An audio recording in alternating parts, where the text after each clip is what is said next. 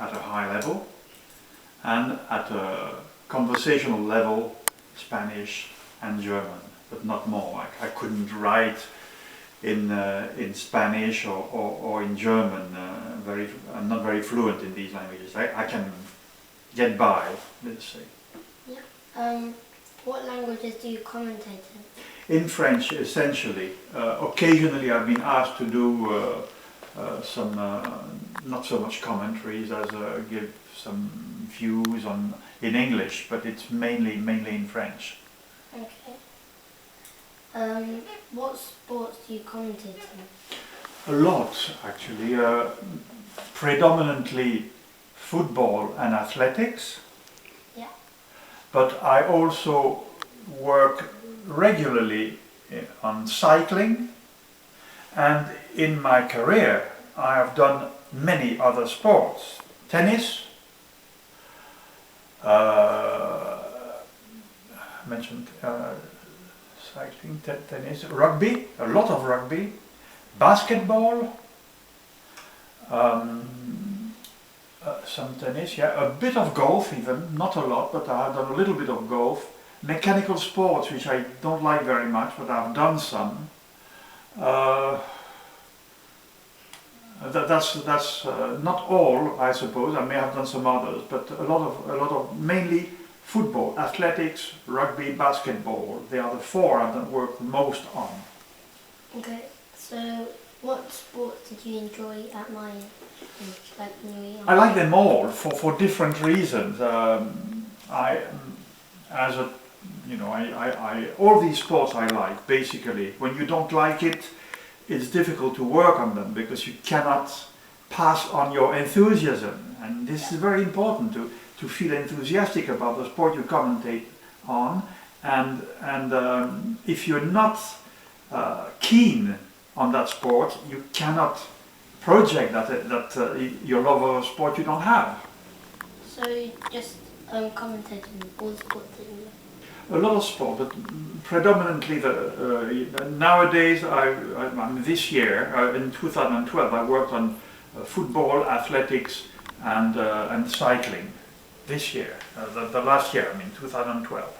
What sports do you enjoy playing when you were younger? At first, when I was very young, I played football, which is what I liked most. And then I played a lot of basketball. I did swimming as well, in competition, and these are the sports I did as a teenager, let us say. Okay, so when you listened to commentators when you were younger, did you want to become a commentator? Not really. It didn't. I didn't think about it like that. I enjoyed it. I thought, these people enjoy their job. But I didn't think it would happen. It happened to me almost by accident. So I hadn't planned that, if you wish. Yeah.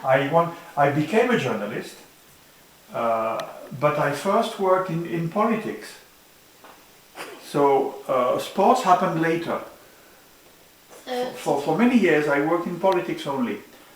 Occasionally I did a bit of sports and more, and one day after I went to cover the Olympic Games, my head of service called me and said, I really like your sports coverage, I want you to do that on a full-time basis. And that's how it happened. But for the first 12 years or so of my career, I did mainly politics. Did you want to become a commentator? Do you like your job? Yes, I love it. I really enjoy that very, very much. And if I was to start my career again, perhaps I would have tried to do that earlier on. Not do politics at all. I enjoyed politics, don't get me wrong, but I enjoyed sports coverage even more.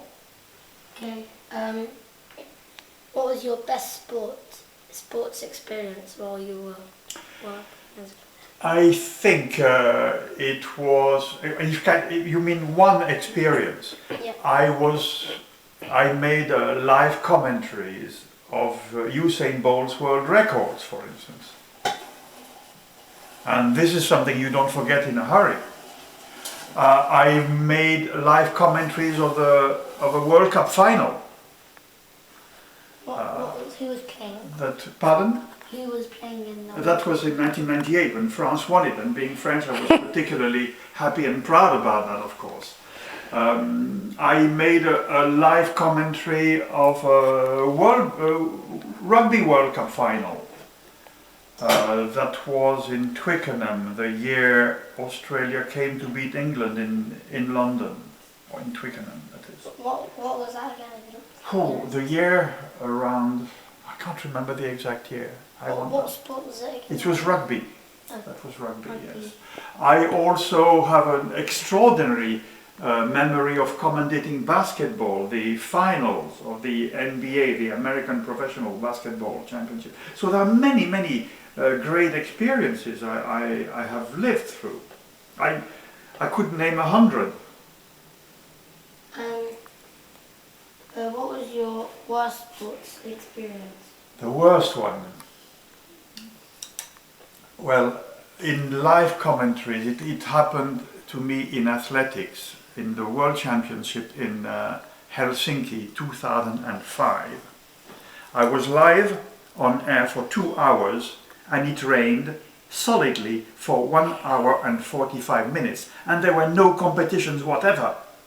So I had almost 2 hours of live commentaries, but only 15 minutes of competition.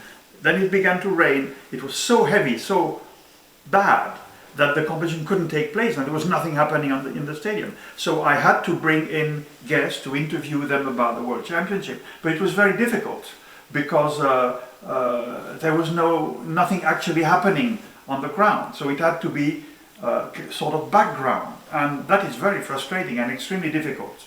Not a bad experience as such. I suppose it was not a disaster, but it was very difficult. Can I ask what football team you support? Barcelona. What do you like? Who's your favourite player? Yes. My favorite player, I suppose, would be Messi at the moment. It can vary, but in the last 4 years he's been the best footballer in the world, so no question about that. Who do you like better, Ronaldo or Messi? I prefer Messi. Ronaldo is a great player as well. I think, however, his personality is not as nice, if you wish. Yeah. That's the main thing. I think there's something about him which is extremely arrogant and not very nice. But this is common to many footballers.